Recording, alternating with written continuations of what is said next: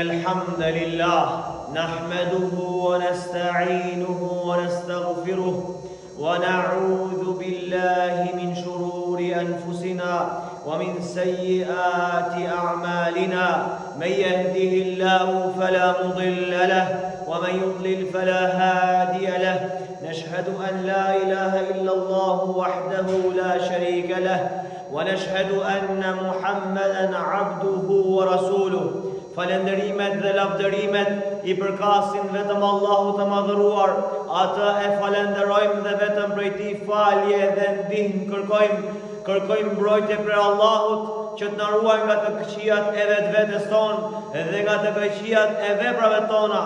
Kë udhëzon Allahu në rrugën e drejtë, nuk ka kush që ta humbë, dhe kë humb Allahu I madhëruar, nuk ka kush që ta udhëzojë dhe drejtojë përpos se me lejen e Tij. Dëshmojmë dhe deklarojmë se nuk ka të adhuruar me të drejtë përveç Allahut, ashtu siç dëshmojmë dhe deklarojmë se Muhamedi sallallahu alaihi wasallam është rob dhe I dërguar I Tij sallallahu alaihi wasallam.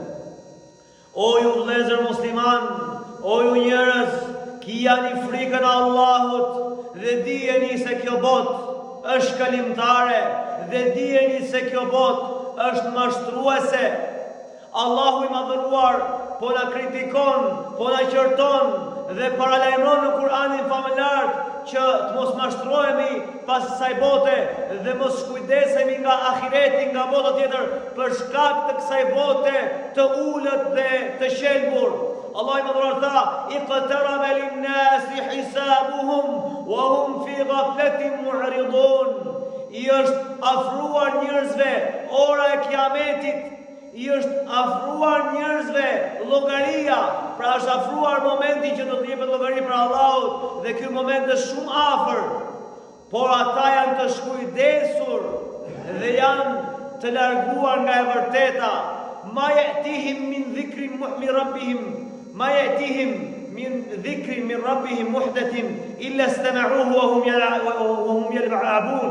Sot Allah I madhëruar nuk u vjen atyre në një përmendje prej Allahut, në një dhikr prej Allahut, në një qortim apo paralajmërim prej Allahut, vetëm se ata luajnë, e qeshin. Subhanallah. Pra çdo urdhër prej Allahut që vjen, çdo qortim prej Allahut apo në një ajet Kur'ani apo në një hadith profetik që vjen, ata çfarë bëjnë? Ata qeshin, ata luajnë, ata talën me këto ajetet Kur'anit, ata talën me ato kritikat Allahut te bareke ve teala. Ata e dëgjojnë, por luajnë me këto dhikr, luajnë me këto këshilla të Allahu I madhëruar. Prandaj o vëllezër, ne nuk duhet të luajmë me këshillat e Allahut, me këshillat e Profetit sallallahu alaihi wasallam, po pasha Allahun, këto këshilla nuk kanë ardhur kot. Këto këshilla nuk kanë ardhur sa për të shtyr kohën, këto këshilla nuk kanë ardhur sa për t'i folë ne nëpër minbere apo ligjërata dhe pastaj të ikim nga xhamia dhe të vazhdojmë në dynjan tonë, dhe të vazhdojmë domethënë të prekupohemi me dynjan sikur se s'ka ndodhur asgjë. Jo pasha Allahut, duhet të kthjellohemi, duhet t'i kthehemi Allahut te bareke ve teala. A nuk po e shihni o vëllezër se sa shumë janë angazhuar njerëzit, se sa shumë janë angazhuar bitan, se sa shumë janë angazhuar rinia jonë për ta mbledhur këtë dynja, për të mbledhur pasuri, për të mbledhur makina shtrenjta, për të ndërtuar shtëpi larta dhe nuk ka asnjë lloj problemi në këtë pjesë, por këto shtëpi larta që duhet me ndërtu, këto makina shtrenjta që duhet me mbledh, dhe kjo dynja po na shtron dhe po I harron ata nga ahireti, pra po I largon nga ahireti, nga bota tjetër. I gjithë problemi kush është o vëllezër? Problemi është që kjo pasuri që ne po mbledhim, që garojmë pasaj, këto toka që ne po I mbjellim për përfituar diçka, mos na bëjnë neve që të shkujdesim nga ahireti jonë. Se pasha Allahun, ajo pasuri që ne e mbledhim, për çfarë ka vlerë nëse ne nuk jam I mbrojtur Allahut? Për çfarë ka vlerë nëse ne nuk e afrohemi nga Allahu? Përveç asaj që ti do konsumosh në familjen tënde, pra prej ushqimit, prej rrobave që do blesh, prej qefeve të halallit që do bësh, pra do dalësh edhe për qef. Çfarë të duhet më shumë pasuria? Për çfarë të duhen milionat pastaj? Të duhen pra për të shërbyer rrugt të Allahut. Pra ti e sigurove jetën, alhamdulillah, pra bile Profeti sallallahu alaihi wasallam ka nxitur që neve ta falenderojmë Allahun nëse jemi zgjuar të shëndetshëm, nëse jemi zgjuar me siguri që s'kemi luftë, s'kemi ndonjë pasiguri në shtetin tonë apo në vendin ku jetojmë. Dhe nëse ne e kemi ushimin e asaj dite, ta falenderojmë Allahun se na është dhënë gjithë dynjaja. Prandaj nëse ti e ke siguru ushimin e ditës, aq më tepër që sot po i siguroj ushimin e për një vit dhe më shumë, atëherë çfarë garon më shumë? E di ti se kur do vdesësh. Prandaj pasurinë tjetër, pasi ke përfunduar këto hallet e tua, problemet e tua që duhen tjetër shpenzojnë rrugt Allahut. Pse mos marrim shembullin e sahabëve që jepnin nga pasuria e tyre pafund? Ata nuk mashtroheshin vullai nga dynjaja. Ebu Bekri radiallahu anhu, subhanallah, çfarë imani, çfarë besimi, çfarë dashurie për Allahun dhe pejgamberin sallallahu alaihi wasallam. Kur i kërkoi pasuria për të shpenzuar në rrugt Allahut, ai e solli gjithë pasurinë me vete, gjithë çka kishte. Dhe po ta krahasosh pasurinë e Ebu Bekrit me të sotmen, janë miliarda lekë. Ebu Bekri ishte pasanik miliarder. Po ta krahasosh pasurinë e tij me kësaj kohe, subhanallah. Dhe e solli gjithë pasurinë që kishte para pejgamberit sallallahu alaihi wasallam. Dhe i tha pejgamberi sa o Ebu Bekr, a le diçka për familjen? A le ndonjë pasuri për familjen? Diçka që të kenë në familjen në bazë. Tha jo, i rruga Allahut, kam lënë Allahun dhe dërguarin e tij sallallahu alaihi wasallam. Pra asgjë nga pasuria e kësaj bote nuk ka dash atyre familjes time, ama unë kam lënë Allahun dhe dërguarin e tij. Si e ka lënë? Duke kënaqur Allahun dhe dërguarin e tij sallallahu alaihi wasallam. O vëllezër, ne po themi ne, të marrim shembull në Abu Bekrin se jemi shumë larg, vallahi jemi shumë larg.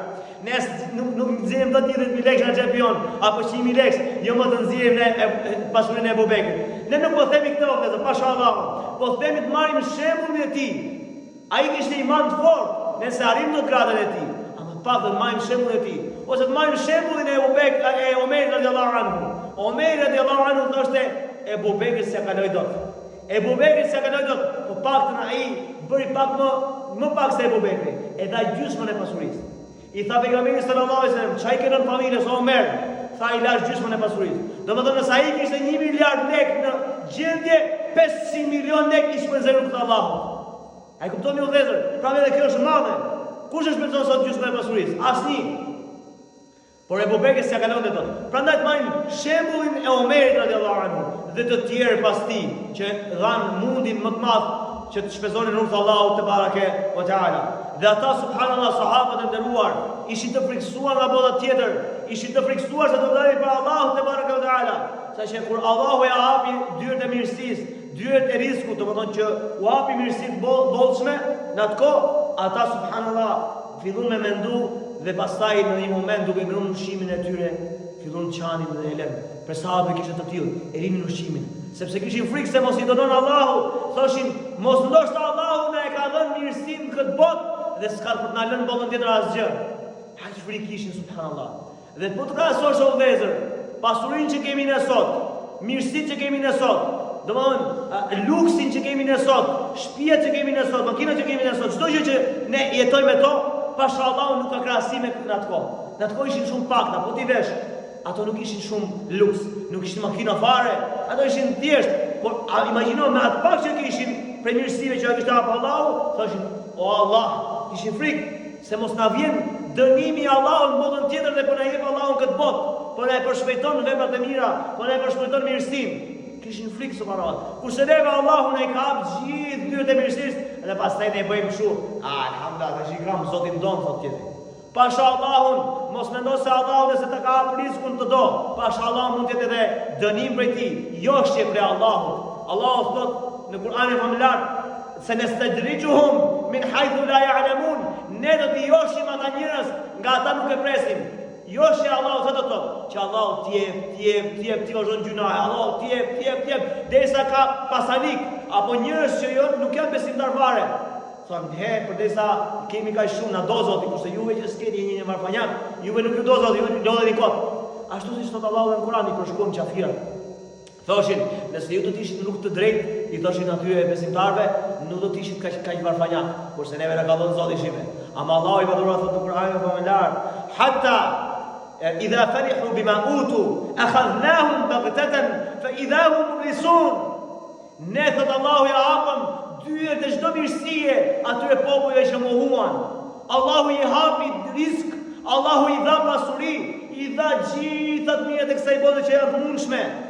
Dhe derisa Allahu thotë në vazhdim, derisa ta u gëzuan me pasurinë që u dha Allahu, u gëzuan, u lumturuan, u kënaqën, thanë, tash kemi ne, s'kemi nevojë për asgjë, s'kemi nevojë për Zotin e, kemi tash, s'kemi nevojë për xhamin. Allah i më thotë, akhadhnahum baghtatan fa idha hum mublisun, thotë ne i morëm me një dënim të ashpër, saqë ata u dëshpëruan pastaj. Vallai shumë popullin e Adit Allahu e shkatroi. Populli i Adit ishte një popull që si kishte pa kur njerëzimi si ai. Imagjino malet i bënin shtëpi të bukura, pallate. Aq fuqi kishin, i kishte dhënë Allahu, i kishte dhënë zgjuarsi. Dhe Allah më thotë, ata i të kaluan kufit, u bën me ndjemëdhenj, dhe Allahu i mori me dënimin e tij. Edhe Firaunin, Allahu i pa dhënë shumë, ama Allahu në një moment pasaj e mori me dënimin e ashpër. Karunit kone Musa a.s. I thanë djetarët e mirë, njerëzit e mirë, o Karun, jepe sadakan e pasuris, jepe të blamosh, jepe nuk të Allahut, mos u bëj kompratë, se Allahu më dha me pasuri. Tha jo, si shumë njerëz sot që të mund t'i shohësh, jo, unë i kam fitu me durët e mia, ka punu vetë, me kratë e mia thonë. Edhe në atë moment Allahu i madhëruar e dënon atë. Një ditë për ditësh ai doli me ushtrinë e vet, me pasurinë e vet, me robreshat e veta, me gjithë ato që kishte pasurinë, për t'u krenuar para njerëzve, për t'u lavdruar para njerëzve. Dhe disa njerëz ignorant që kishin lakmi për dynja, dëshirë, thanë, sikur edhe ne kishim si Karuni, kishim lek sa ky, kishim pasuri sa ky. Mi po Allahu i madhëruar atë ditë që ai doli për t'u krenuar para njerëzve, e përpiu tokën, e shafiti Allahu tokën, e gëlltiti Karunin me gjithë pasurinë që kishte. Dhe njerëzit, thot Allahu për shkruan Kur'an, dhe njerëzit të cilët dje kërkonin që t'ishin si ai, ata kërkuan falje dhe thanë subhanallahu që kemi nxituar. Prandaj o vëllezër, mos të gëzohemi nëse Allahu na jep shumë dhe ne shkujdesemi. Wallahi është dënim për ne. Pashallahu vjen një moment që ne harrojmë Allahun dhe Allahu na harron neve. Allahu na ruaj. Prandaj mos mashtrohemi pas asaj bote të ulët. Pejgamberi në shumë hadithe na nxiste neve duke thënë: o ju njerëz, ju dëgjosh sahabëve, edhe neve përgjithësi. Thot jeton dynja sikur të ishe një kalimtar rrugë ose një musafir.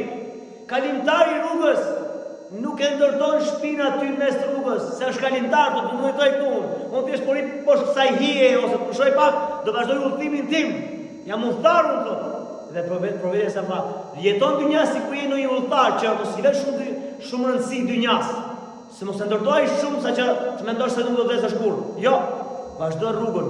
Merr aq sa duhet për atë udhëtim dhe vazhdo rrugën për ku je nis. Ne jemi nis për xhenet vëllezër, pashallahu. Kjo dynja do iki nga durët e gjithëve. Do iki kjo mashtron, kjo tërheq, po do iki nga durët tona, pashallahu. Një ditë për ditësh ikën dhe Allahu na ruaj pastaj mbetemi me veprat tona. Prandaj ne profeti sa tha, jeton dynja sikur je në një udhëtar rrugë ose sikur je në një musafir diku. Kur është robi musafir tek një person, rrim 3 ditë ose varet sa i, por në shumicën e rasteve 3 ditë, më shumë nuk rrim musafir. Ai musafiri a mendon ta ndërtoj atë jetën etike shtëpia e filanit? Jo.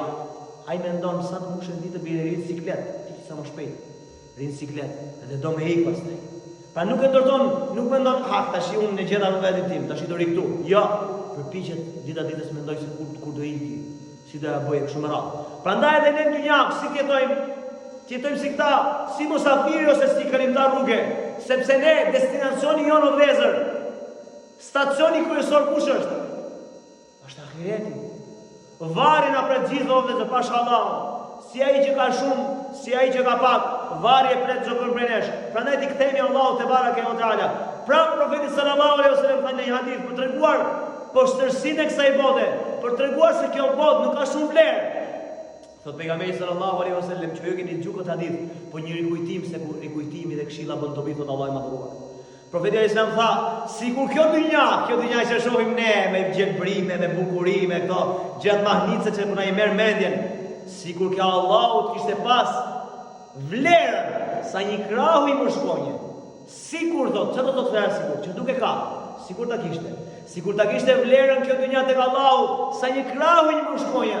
Allahu i madhruar jo besimtarit, atë që është musliman musliman nuk do t'i mundson të pinte një gërë ujë. E jo më jo besimtar thotë, pse jo besimtar ka shumë pasuri sa?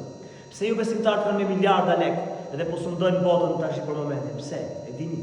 Sepse Allahu ja le dynjan aty për shkak se nuk i jep vlerë kësaj dynjaje.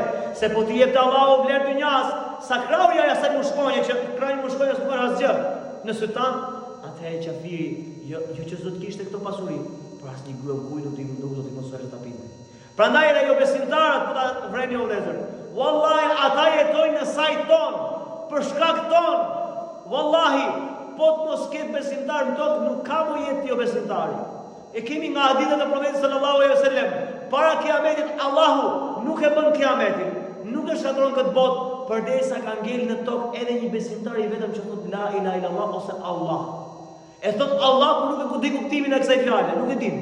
Do të vi një kohë që besimtarët do ta dinë fjalën Allah. S'di çfarë po thonë, thjesht kam gjuhë për paqe, thoshin njerëzit tonë. E thot Allah. Allahu s'ka për ta shkatruar botën. Domethënë, në momentin që nuk mbetet as ky lloj besimtari, qafirat i pendonimi, kjo botë shkatrohet domethënë pashallah. Prandaj kjo botë nuk ka vlerë tek Allah. Një ditë prej ditësh pejgamberi sallallahu alaihi wasallam solli një keç të ngordhur dhe me mangësi tek veshët e tij, tek trupi i tij. I mangët, i dobët, i shpifur, edhe i tha sahabëve, i tha, o ju shokët e mi, tha kush për jush do ta blinte këtë keq të ngordhur me para të vogla, me para qesharake, në pak. Thanë sahabët, o i dërguar Allahut, ne atë nuk e blejmë me as lek, edhe sigur të ishte jo i ngordhur, i gjallë, sepse ka mangësim trup, e jo më të ishte që është i ngordhur, s'ka vlerë për ne këtu. Tha pejgamberi sallallahu alaihi wasallam, dynjaja ke Allahu ka më pa vlerë se sa ky keqi që ka sy tuaj. Tha pejgamberi sallallahu alaihi wasallam. Pra ky keqi sy tuaj duhet shumë i pa vlerë, saqë edhe i gjallë ishte nuk do ta blinit. Ama dynjaja është akoma më e pa vlerë tek Allahu te bareke ve teala se sa ky keqi në sy tuaj. E kuptoj se e pa vlerë është kjo botë. E kuptoj se s'ka vlerë kjo botë për Allahu te bareke ve teala. Po ashtu o vëllezër të mi të nderuar, Allah i madhruar në nxit në Kur'an dhe thot la taghurrannakum al-hayatu ad-dunya wala yaghurrannakum billahi al-gharur. Thot Allahu, inna wa'da Allahi haq. Me të vërtet premtimi i Allahut, kush është premtimi i Allahut për ne? Xheneti i Allahut. Me të vërtet premtimi i Allahut është haq, është i vërtet. Kur themi që ka xhenet, ka xhenet. Mos thot dikush, mos e ky flet, s'ka problem, po kush u kthy nga ne. Po pasha Allahun, vetëm ajo lindja jote, apo edhe më para se kaq, kur ti fillove të bësh mbarku në nga një pikë uji, kjo dëshmon se ti do ringjallesh. Si? Allahu nga një pikë uji të fliqur, të bëri kaq sa je, me sy, me vesh, me gjitha. Allahu që kishte fuqi me të ndërtu ty një herë, Allahu e ka fuqin me të ndërty me të krijuar dhe me të rikrijuar me të ringjallë për s'dyti. O vëllezër, sikur më i thon dikujt që merret me dritare, apo një marangozi, apo ku ta diun për këtyre, ti thosh, o valla, ti ke bërë këtë gjë një herë, e ke bërë këtë dritare një herë, e ke bërë këtë makinë një herë, e ke bërë këtë telefon një herë, ama ti se bën për s'dyti. Thot ai di që e bën Allah. Ti ke ignorant, unë se më kam thënë unë kam bërë për parë, tash i kam bërë kollaj me apo. Edhe Allahu kështu e përshkruan Kur'an. Allahu na dhuroi thot, rikrijimi, ringjalla është më e lehtë për ne. Se Allahu të krijoi nga hiçi, nga një pikë, dhe tash e ke formën tënde ti, ai ta bën edhe një herë. Allahu ka fuqinë.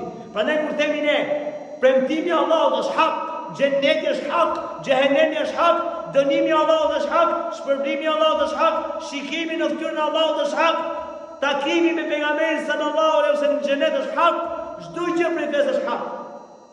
Allahu është hak. Është i vërtet Allahu, nuk është një iluzion. Allahu është i vërtet. Prandaj thot Allahu, inna wa'da Allahi haq. Premtimi i Allahut është hak, është i vërtet të realizohet.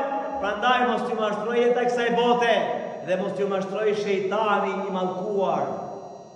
Subhanallah. A e kuptoni o vëllezër tash çfarë vlerë ka dynjaja ka Allahu? Pa vlerë fare.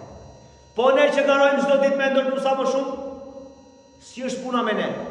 Dhe unë po ripërsëri se disa më keq kuptojnë. Nuk po themi të rishme të numërojnë xhami se edhe ne përashimi sa mbaruam çdo javë që mbarojmë, edhe tash që do mbarojmë hutben dhe xhuman, ne ikim në përpunët tona, shpërndajmi në për bizneset tona, shpërndajmi në përpunët tona kush ka punë, shpërndajmi në për tokat tona kush ka toka. Na bëjmë punë, nuk prim kot. Ne s'po themi këtetrin dembela, jo, se le feja nuk na lejon këtetrin dembela dhe shtrim dorën tjetrit, jo. Por ama ne po punojmë më shumë për dynjan. Subhanallah. I ki pa njerëz me miliarda lek në për banka. Për çaj do? Kur ti nuk shpenzove 1 lek 100 darkë në këtë Allahut. Për çaj do? Kur varfria ka kaplu dynjan. Për çfarë i do ato miliarda ai miliarderi që sot ka shumë miliarder? Për çaj do kur të varfrit po vdesin nga uria? Për çfarë do lekë do vezër? Dhe nuk është kushtime që qenë pamirës me shpenzur gjithë pasurin, jo, se nuk e arrim në këtë gradë. Po themi i ke 100.000 lekë në xhep. 10.000 lekë nuk të dëmton. Po një 5.000 lekë, po një 1.000 lekë të dëmton, subhanallahu el-azim. Fute ke sadakaja aty, ose jepja dikuj që ka nevojë, ose kur do të dalë një në rrugë, mos thuj, ama se këto mashtrojnë. O vëlla, për rreza ka kurguti çka të vogël, 200 lekë nuk të dëmton. Të dolën 10 veta në ditë, 1.000 lekë xhove, apo 2.000 lekë. Suponami subhanallah. Suponami si dhe 200 lekë. Aq më tepër kur të kërkon për jetë Allahut, për jetë Allahut njep se më duan. Do një 5 lekë, të bëj një bukë. Ore ti ai mund të joj sinqer. Ti se ke pa atë, nuk e ke pa duke ja xhukot lekën. Jepem Allah, se s'prish punë. Ti ke Allahu që shpërblim prapë dhe po edhe ai ja xhukot. A në momentin që ti e di, sigur që po ja dhash ti do i pirë alkool apo do ja xhoj kot, atë mos e jep. A përdyshe, sa dali këta mashtruese ashtu sot. Le të shtohen molla se nuk dëmton një 500 lekë, 1.000 lekë, subhanallah. Pse kaq mushtësi në zemër, subhanallah. Pse kaq shumë ka mashtruar dynjaja, subhanallah el-azim. La hawla wala quwwata illa billah. Dhe me këtë ajet do të mbyll. Fa idha ja'at at-tammatu al-kubra yawma yatadhakkaru al-insanu ma sa'a. Sot Allahu i madhëruar, kur të kris kiameti, kur të vijë ajo krisma e madhe, që ne dëgjojmë tërmetin sot, tërmet që mund zgjasë shumë ta 1 minutë. Sot Allah i madhëruar, kur të vijë ajo krisma e madhe, ai kiameti i pandalshëm që dridhet toka me dridhjet një pas njësh me pa u ndal fare, atëherë njeriu do të kujtojë çfarë ka lënë mangut dhe çfarë ka punuar dhe çfarë s'ka punuar. Jo me jetë dhe kërë insanu ma sa'a. A do ditë i kujtoj njeriu çfarë bëra unë. Pse nuk e shfrytëzova jetën time? Dhe thot, ja hasrata ala ma farradtu fi jambillah. Ahi njeri unë, sa mangët pas kam qenë para Allahut, sa shumë mangësi pas kam para Allahut, sa shumë namazë pas kam lënë, sa shumë xhumaj pas kam neglizhu, sa shumë sadaka pas kam lënë pa dhënë, sa shumë padrejtësi njerëzve pas kam bë, e i kujton gjithë njeriu. يوم يتذكر الإنسان ما سعى وبرزت الجحيم لمن يرى. Dhe xhehenemi afrohet për çdo kënd që e sheh. Edhe do ta shohë njeriu ditë e gjykimit xhehenemi tu afro. Do e përpiq çdo gjunaqar, çdo zullumqar, çdo të padrejt. وبرزت الجحيم لمن يرى. فأما من طغى, kush është bërë mendje madh, i ka tejkalu kufit e Allahut, është boj madh në tokë, ku janë këtu dhe askush tjetër. Pra i ka tejkalu kufit të Allahu, fa innal jahima hiya al-ma'wa. Xhehenemi do ta ketë përfundimin e tij. Xhehenemi është përfundimi i tij. Xhehenemi është streha e këtij personi. Xhehenemi është shtëpia përfundimtare e këtij personi i cili ka mohuar Allahun dhe ka tejkalu kufit. Dhe thot Allahu i madhëruar, wa amma man khafa maqama rabbih wa naha an-nafsa 'anil hawa fa innal jannata hiya al-ma'wa. Thot Allah i madhëruar, kurse ai i cili nuk i tejkaloi kufit e Allahut, por ju friksu Allahut, ju friksu ditës ku do qëndroj para Allahut, i zbathur, i zhveshur, i pabër synet para Allahut, do t'i zgurdullohen syt, do të friksohet, do të merrohet. Edhe thot Allah i madhëruar, kushdo që ka pas frikë Allahut dhe qëndrimit para tij, xheneti do të jetë përfundimi i tij. Tash ne të zgjedhim o vëllezër vet. Të zgjedhim a do të përfundojmë në xhenet, a do të përfundojmë në xhenem. Dhe çdo kush e di vet se ku e ka përfundimin deri diku. Si, se Allahu e di ku do përfundojmë, por deri diku me veprat tona e dim ne. E dim që këto vepra na çojnë në xhenem. Pra ai që mbi alkool nuk mund të thotë unë e kam sigurt xhenetin. Ndoshta Allahu mund ta falë për shkak se të vendohet më mbrapa. Ama në atë moment që ai pi alkool, në moment që ai bën imoralitet, në momentin që ai vjedh, në momentin që ai merr kamat, në momentin që ai kredi pas sot e quajnë kredi se ja kanë ndryshuar emrin, në momentin që ai, domethënë bën kështu gjërash, ai nuk mund të pretendojë të thotë, unë kam sigurt xhenetin. Pra çdo kush e di deri diku se ku do shkoj, veprat e tij tregojnë. Pastaj më mbrapa ai ka frikë për Allahut, o Allah më pranon veprat e mia se ka frikë robi. Do shta se pranon Allah, u bën shumë për mia, do shta se pranon se ka diçka zemër që e ka pekur këtë gjë. Prandaj subhanallahu nga frika sahabët ç'a bënin dhe për të larguar nga kjo botë. Omer radiallahu anhu thoshte, do të kisha dëshiruar të isha një bim që do të më hanin kafshën. Pra çfarë do të dëshironte Omer radiallahu anhu? Që Omer shpenzoi gjysmën e pasurisë tani. Omer radiallahu anhu pas Ebu Bekrit ishte njeriu më i mirë. Omer radiallahu anhu ka bërë shumë vepra të mira. Omer radiallahu anhu për veprat e mira ja siguroi xhenetin kush? Pejgamberi selam, imagjino me qenë pejgamberi mesin ton dhe më thon o filan, je xhenetli. A mund të shkosh në xhenem ti? S'ka shans se ta ka garantuar pejgamberi selam se pejgamberi nuk flet nga vetë vet, nuk flet nga vetë vet. I ka shpall Allahu, i ka thënë Allahu, filanin xhenet, filanin xhenet, filanin xhenet. Omeri subhanallahu, xhenetli mo, xhenetli që ecën në tokë dhe disa sahabë të tjerë. Dhe kur erdhi fundi tha, do të kisha dëshiruar të isha një pemë që do të hanin kafshë, një bim. Ai frikë kishte Allahu, edhe pse kishte sigurt xhenetin. Kurse ne nuk e dim, a e kemi sigurt xhenetin, vazhdojmë në devim, vazhdojmë në gjunahe, vazhdojmë të largohemi sa më shumë nga Allahu, vazhdojmë që të shtojmë pasuri dhe kur vjen fundi pastaj nuk e gëzojmë asnjë nga këtyre, pashallah. I keni parë sot dhe me këtë do ta mbyll, keni pasur njerëzit që kanë punuar gjithë jetën e tyre për të marrë një pension, një pleqëri për të jetuar mirë. Wallahi në momentin që ai mendon se tash sigurova që pensionin e kam gjitha, i vjen një smundje aty. I vjen një smundje, as ka thonë gjithë ato. Çfarë fitoi ky asgjë? Edhe dynjan nuk e fitoi, edhe ahiretin e humbi. Prandaj ne ta fitojmë edhe dynjan e ahiretin. Si ta fitojmë dynjan? Sahabët kishin pasuri, edhe ti ke puno sa mundesh. Ama ti me këtë pasuri të kesh qëllim çfarë? Fitosh ahiretin. Dhe është e thjeshtë subhanallahu, se ti atë pasuri që po e punon, për çfarë po e punon? Për të marrë familjen apo jo? Edhe kjo është e nxitur me fe. Pra nxit Allahu, pejgamberi i nxit. Pejgamberi sallallahu alajhi wasallam ka thënë kur bashorti e ngre atë kafshatën ke goja e bashortes vet, ai jep bashortes vet ushqim, është sadakat, lëmosh. Pra ti këtë pasuri për çfarë po e bën? Këtë qëllim bëj për i të Allahut, do shërbej familjes time, se ti po e bën, po bëj mjetin pastër që të mbaj familjen time. E marrësh shpërblimin këtu. Kjo e para. E dyta, do bëj qefet e mia halal. Pa do dal diku me familjen time. Edhe këtë e bëj. Ka ngel miliona apo miliarda lekë atje.